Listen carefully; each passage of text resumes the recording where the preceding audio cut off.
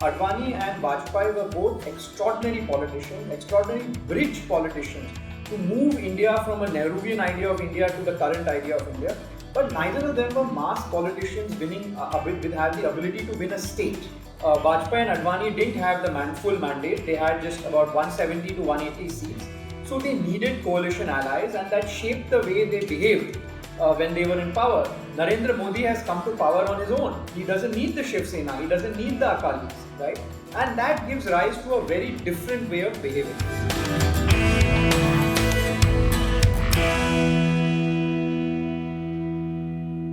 BJP has shifted gears from the days of Atal Bihari Vajpayee and LK Advani to Narendra Modi and Amit Shah. Vinay Sitapati, political historian, traces the evolution of the party from the days of Jan Sangh to BJP and coming to the end of 1990s when it first comes to power as a leader of the ruling coalition in his book Jugal Gandhi. Vajpayee-Advani combo and Modi-Shah partnership. How do you think BJP as a political organization has changed? Vajpayee gets control of the party in 1968 after the death of Deen Dayal Upadhyay, and he and Advani control the party until 2008 or 2009, right? So it's a very, very long period we're talking about. Whereas the Modi-Amit Shah period is still being written. So we are looking only at a 6-7 year period on this end. But I think that's one difference. Advani and Vajpayee were both extraordinary politicians, extraordinary bridge politicians to move India from a Nehruvian idea of India to the current idea of India. But neither of them were mass politicians with have the ability to win a state. They never had that. They needed someone like Vijay Raje Scindia during this period who could take Madhya Pradesh for them, or Bhairav Singh Shekhawat, who was a strong regional leader, but neither of them could. In contrast, Modi understands how to win very large parts of India, and he knows how to win a state. He's a mass leader. Amit Shah and Modi, their worldview is the provincial world of Gujarat. They come from Gujarat. Neither of them held any position in Delhi before they came to Delhi in 2014. No position. So their view of India is the Gujarat state legislature, right? On the other hand, Vajpayee at the age of 34 in 1957 becomes an MP, and for the next 5 decades is in parliament.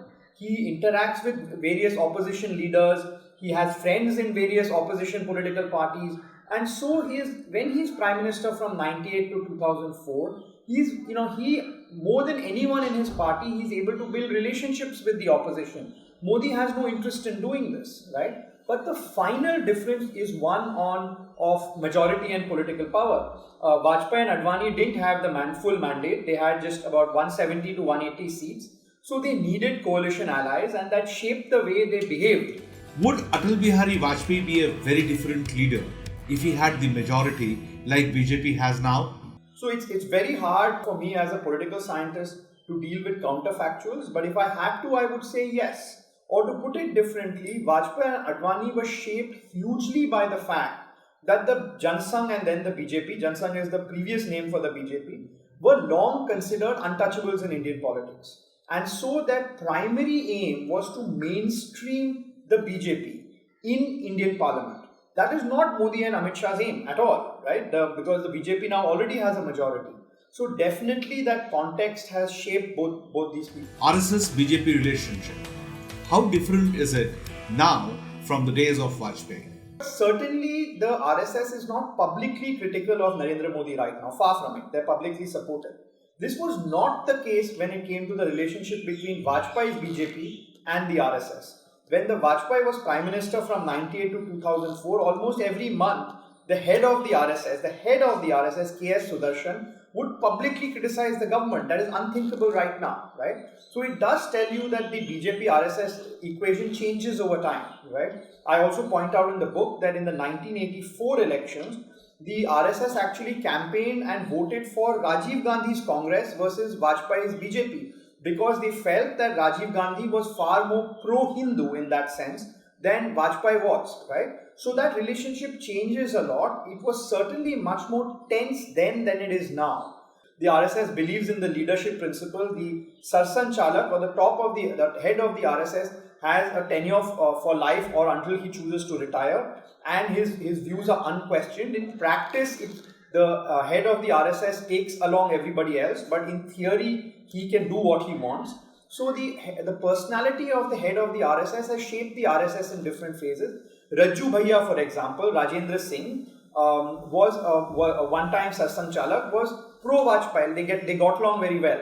So the tensions were much less. Whereas K.S. Sudarshan, who in the early 2000s became the Sarsanchalak, didn't like Vajpayee, felt that Vajpayee was too Nehruvian, was half a congressman, and the relationships were terrible during that phase. How do you think RSS is redefining who it identifies as a Hindu? While the definition of Hindu, of who is a Hindu, has excluded Muslims and Christians in practice when it came to the RSS, when it came to lower caste Hindus, I would stick my neck out and say that the RSS and the BJP are the most progressive Hindu institutions in India.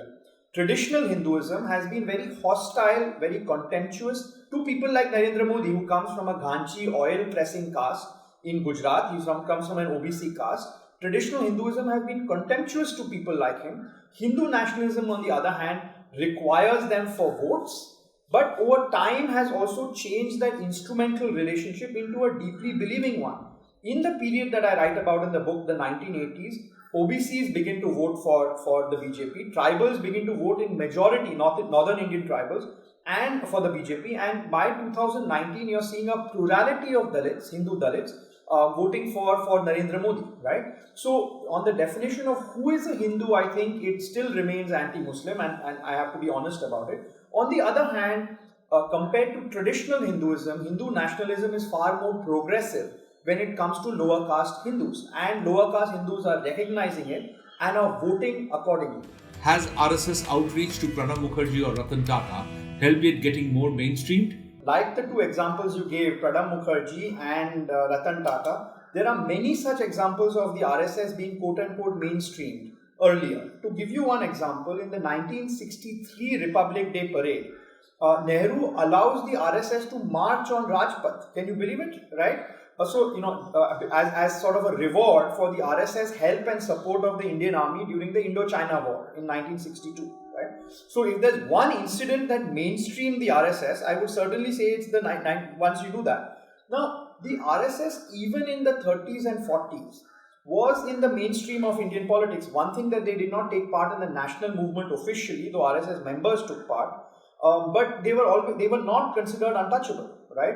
In fact, Sardar Patel himself, has gone on record saying that he likes what the RSS does. He just thinks that their views on Muslims need to change. And in 1948-49, sometime around then, he even allows for a proposal in which the RSS men can join the Congress. Right? What makes the RSS untouchable is the assassination of Mahatma Gandhi. Right? That's what it makes that's why the RSS becomes untouchable. Right? And even though, as I point out, there is no evidence that the institution, RSS as an institution, played any role in the murder of Mahatma Gandhi, certainly Nathuram Godse and his co-conspirators shared the same beliefs and criticisms of Gandhi that the RSS shared. But the fact that Godse was a one-time member who espoused similar views made RSS untouchable. Right? No party wanted to have anything to do with the RSS. RSS men were beaten up all over India, so they were untouchable. And this idea of the RSS being outside the mainstream is really a 1950s, early 1960s story. Right? To give you an example, when Guru Golwalkar, the longest serving head of the RSS, dies in the early 1970s, the Congress Chief Minister of Maharashtra goes to pay him a visit. Right? So that mainstreaming, this idea that the RSS was always untouchable and now it has become mainstream, that's not true at all. So you've seen an up and down of the way the Indian government and Indian mainstream deals with the RSS. To give you, Saurabh, the most ironical example of this is the persona of Nasli Wadia, Jinnah's grandson, Jinnah's only grandson, through his mother Dina Wadia, who is the only child of Muhammad Ali Jinnah, who he disinherited. Nasli Wadia becomes the biggest funder of Hindu nationalism of the BJP from about the mid-1970s to, I would say, the mid-1990s, right? And his godfather is a cookie-cutter RSS man called Nanaji Deshmukh, whom Narendra Modi has given the Bharat Ratna to. They are socially completely unalike. One is an English-speaking South Bombay billionaire. The other is a dhoti-wearing Maharashtrian who travels all over India on foot, right, in order to collect money. yet they form a filial relationship, right? So this aspect of the RSS has been going on for a very long time. How has the politics of Hindu nationalism evolved from Savarkar? To be fair to Savarkar, his idea of Hinduism has always been racial alone, right? It has not been religious. So the Savarkar has had no relationship with sadhus, with sants, with the institutions of traditional Hinduism, right? So that is the difference between the two, right? Given that, the very point that you made alludes to the fact that Hindu nationalism, and I use this with an enormous sense of irony, is fundamentally a secular movement. Now, I want to use that sentence with irony. What I mean is, it's not religious in the sense belief in God is not central to the politics of Hindu nationalism. It's about culture, it's about nationalism, it's not about religious worship. This politics of identity is constituted by elections, right? As I point out in the book, the question, what is Hinduism, which is the question that Vivekananda, Bhudev Mukhopadhyay, Arya Samaj are hugely interested in the late 19th century, gets converted by Savarkar in the 1920s to the question, who is a Hindu? Not what is Hinduism, who is a Hindu, right? And that question, as I show in the book, only makes sense in the context of elections. It is the requirement of vote banks that creates Hindu nationalism.